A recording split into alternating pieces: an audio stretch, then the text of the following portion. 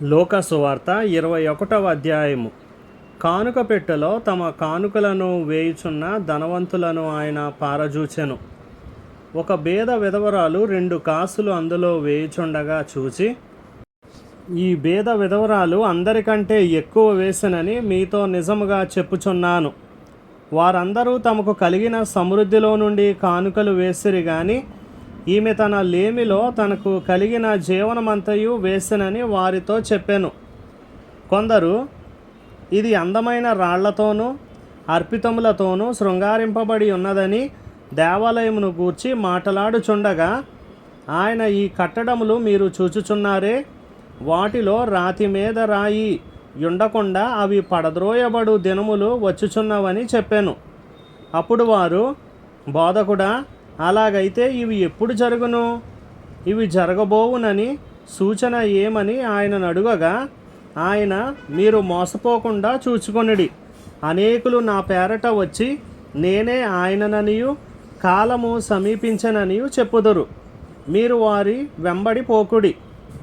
మీరు యుద్ధములను గూర్చియు కలహములను గూర్చియు వినినప్పుడు జడియకుడి. ఇవి మొదట జరగవలసి ఉన్నవి గాని అంతము వెంటనే రాదని చెప్పాను. మరియు ఆయన వారితో ఇట్లనెను, జనం మీదకి జనమును, రాజ్యం మీదకి రాజ్యమును లేచును. అక్కడక్కడ గొప్ప భూకంపములు కలుగును, తెగుళ్ళును కరువులను తటస్థించును. ఆకాశము నుండి మహాభయోత్పాతములను గొప్ప సూచనలను పుట్టును. ఇవన్నీ జరగక మునుపు వారు మిమ్మును బలాత్కారముగా పట్టి నా నామము నిమిత్తము మిమ్మును రాజుల యొద్దకును అధిపతుల యొద్దకును తీసుకొని పోయి సమాజ మందిరములకును చెరసాలలకును అప్పగించి హింసింతురు. ఇది సాక్షార్థమై మీకు సంభవించును. కాబట్టి మేమేమి సమాధానము చెప్పుదమా అని ముందుగా చింతింపకుందుమని మీ మనస్సులో నిశ్చయించుకొనుడి. మీ విరోధులందరూ ఎదురాడుటకును కాదనుటకును వీలు కాని వాక్కును జ్ఞానమును నేను మీకు అనుగ్రహింతును. తల్లిదండ్రుల చేతను, సహోదరుల చేతను, బంధువుల చేతను, స్నేహితుల చేతను మీరు అప్పగింపబడుదురు. వారు మీలో కొందరిని చంపింతురు. నా నామము నిమిత్తము మీరు మనుషులందరి చేత ద్వేషింపబడుదురు. గాని మీ తల వెంట్రుకలలో ఒకటైనను నశింపదు. మీరు మీ ఓర్పు చేత మీ ప్రాణములను దక్కించుకొందురు. యెరూషలేము దండ్ల చేత చుట్టబడుట మీరు చూచునప్పుడు దాని నాశనము సమీపమై ఉన్నదని తెలుసుకొనుడి.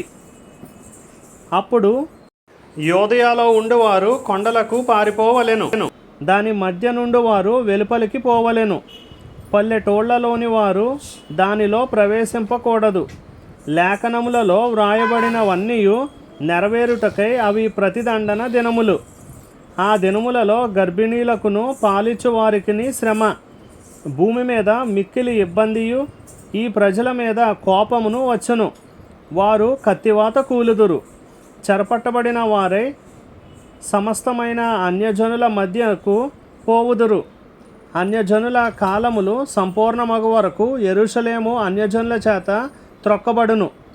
మరియు సూర్యచంద్ర నక్షత్రములలో సూచనలను, భూమి మీద సముద్ర తరంగముల ఘోష వలన కలవరపడిన జనములకు శ్రమయు కలుగును. ఆకాశమందలి శక్తులు కదిలింపబడును గనుక లోకము మీదకి రాబోవుచున్న వాటి విషయమై భయము కలిగి మనుషులు ఎదురుచూచుచు ధైర్యము చెడి కూలుదురు. అప్పుడు మనుష్య కుమారుడు ప్రభావముతోనూ మహామహిమతోనూ మేఘారూఢుడై వచ్చుట చూతురు. ఇవి జరగనారంభించినప్పుడు మీరు ధైర్యం తెచ్చుకొని మీ తలలెత్తుకొనిడి. మీ విడుదల సమీపించుచున్నదనెను. మరియు ఆయన వారితో ఈ ఉపమానము చెప్పెను. అంజూరపు వృక్షమును సమస్త వృక్షములను చూడుడి. అవి చిగురించుట చూచి వసంతకాలం అప్పుడే సమీపమాయనని మీ అంతట మీరు తెలుసుకొందురు గదా.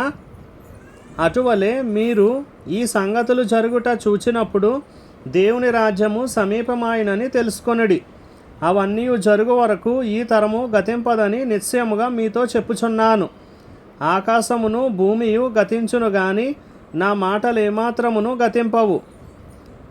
మీ హృదయములు ఒకవేళ తిండి వలనను మత్తు వలనను ఐహిక విచారముల వలనను మందముగా ఉన్నందున ఆ దినము అకస్మాత్తుగా మీ మీదకి ఉరి వచ్చినట్టు రాకుండా మీ విషయమై మీరు జాగ్రత్తగా ఉండుడి. ఆ దినము భూమి అందంతటా నివసించు వారందరి మీదికి అకస్మాత్తుగా వచ్చును.